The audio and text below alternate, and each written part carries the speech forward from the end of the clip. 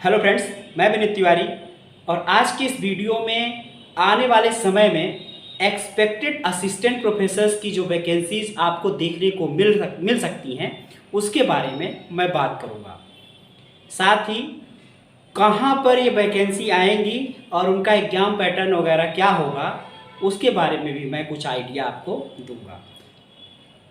जो लोग तैयारी कर रहे हैं, जो लोग किसी कारण से इसके पहले के विज्ञापन जो आए हैं उसमें सेलेक्ट नहीं हो पाए हैं, कहीं पे एकेडमिक मेरिट कम हो गई है, कहीं पे रिटेन नहीं निकाल पाए, कहीं पे इंटरव्यू नहीं अच्छे से हुआ या कोई अपना व्यक्तिगत कारण जो आपने फेस किया उसकी वजह से आपका चयन नहीं हुआ, तो आप अपने आँख कान खुले रखिए और एक निश्चित लक्ष्य की ओर डेडिकेटेड होकर प्रयास करिए।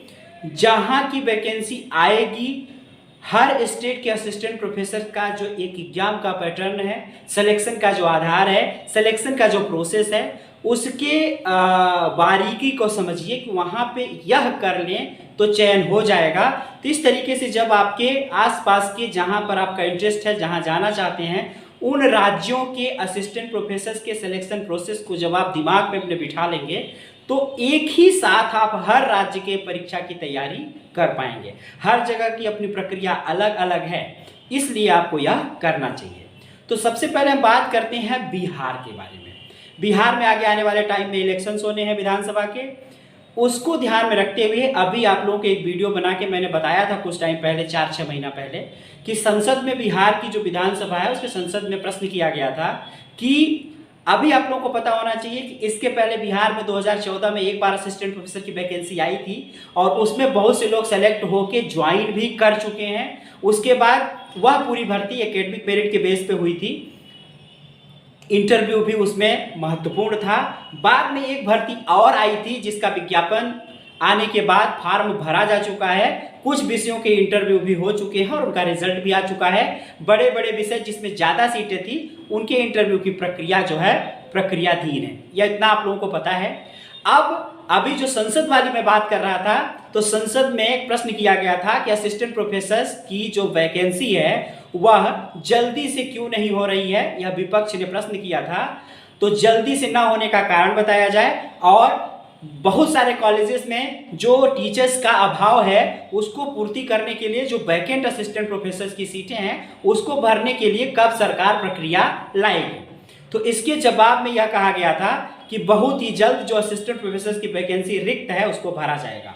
आप लोग देख सकते हैं कि बिहार में टाइम टू टाइम आप लोगों को जब सेशन शुरू होता है तो गेस्ट फैकल्टी जिसको कहते हैं, अतिथि विद्वान जिसको कहते हैं, संविदा पर असिस्टेंट प्रोफेसर्स को रखने की जो प्रक्रिया होती है, अलग अलग यूनिवर्सिटी की वैकेंसी आती है, अलग अलग यूनिवर्सिटी में संविदा के आधार पर असिस्टेंट प्रोफेसर्स को इंटरव्यू के आधार पर रखा जाता है।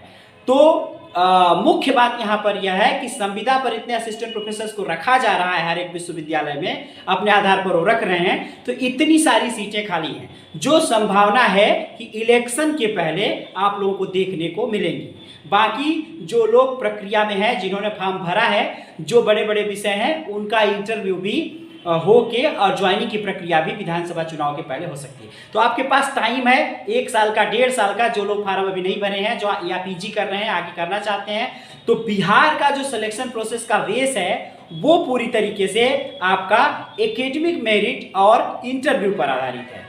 तो इसके बारे में मैं एक डिटेल में वीडियो बनाऊंगा, लेकिन अभी आप लोगों को बता रहा हूं कि इसमें एकेडमिक मेरिट, आपका एक्सपीरियंस, रिसर्च पेपर्स, आपका इंटरव्यू 15 नंबर का, ये सब मिला के इसमें सिलेक्शन होता है। इसलिए उसे आप समझ के और भविष्य में जो वैकेंसी आ सकती है उसके लिए आप अपनी प्रिपरेशन कर सकते हैं। उसके बाद हम बात करते हैं कि जो प्रक्रियाधीन वैकेंसी चल रही है जिसमें इंटरव्यू अभी होने हैं, वह भी जल्दी होने की संभावना है। फिर हम बात करते हैं उत्तर प्रदेश के बारे में। उत्तर प्रदेश में विज्ञापन 51 गतिमान है, चल रहा है, फार्म भर लिए गए हैं, मॉडरेशन की प्रक्रिया होगी। उसके बाद आप लोगों को जल्दी एग्जाम डेट के बारे में देखने को मिलेगा। जल्दी ही परीक्षा होगा और परीक्षा होने के बाद रिजल्ट भी जल्द घोषित किया जाएगा, जल्दी ही इंटरव्यू होगा और 2024 के इलेक्शन के पहले पक्के तौर पर यह भर्ती, मतलब आप लोग अपने कॉलेजेस में तक पहुँच जाएंगे। जल्दी होगा तो उसके पहले भी पहुंच जाएंगे। 2022 तो लगभग खत्म ही हो गया है, इसलिए आपके 1 साल के अंदर में सारी चीज़ें, कई चरणों में इंटरव्यू होता है, इसलिए उसमें टाइम लगता है, महीनों महीनों इंटरव्यू चलता है एक एक विषय का। तो इसलिए अंतिम विषय की ज्वाइनिंग भी 2023 के अंतिम महीने तक लगभग कंप्लीट हो जाएगी। 8 से 10 महीने का समय इसमें लगने की संभावना है, एग्जाम होने के बाद भी लग जाता है, रिजल्ट आने और इंटरव्यू। उसके बाद जो अभी सीटें खाली हो रही हैं, कुछ सीटें अगर होल्ड है निदेशालय के पास, तो जो अभी सीटें खाली हो रही हैं जून में रिटायर, जो वैकेंसी आने के बाद 1-2 सत्र बीत गया है, तो उसमें जो रिटायरमेंट हुआ है लोगों का, उसकी जो सीटें इकट्ठा होंगी, उसका विज्ञापन भी आने वाले टाइम में आपको देखने को मिल सकता है। तो यहाँ की चीज़ें चल रही हैं, आपको पता है विज्ञापन 51 में आप लोगों ने फार्म भरा है, तो उसका पूरा पैटर्न आप लोगों को पता है। यहाँ पर रिटर्न भी होता है, इंटरव्यू होता है। रिटर्न बहुत महत्वपूर्ण है यहाँ का, जो लोग रिटर्न में अच्छा स्कोर कर जाते हैं, इंटरव्यू में कम नंबर भी पाके सेलेक्ट हो जाते हैं। तो यहाँ पे 200 नंबर का रिटर्न है और 30 नंबर का इंटरव्यू है। रिटर्न में जीएस है और आपका सब्जेक्ट है, और इंटरव्यू में सब्जेक्ट रिलेटेड और टीचिंग एप्टीट्यूड का आपका इंटरव्यू होता है। उसके बाद हम बात करते हैं मध्य प्रदेश के बारे में। मध्य प्रदेश में लगभग 1500 असिस्टेंट प्रोफेसर्स की वैकेंसी है, जिसमें रेगुलर का असिस्टेंट प्रोफेसर की सारी वैकेंसीज हैं।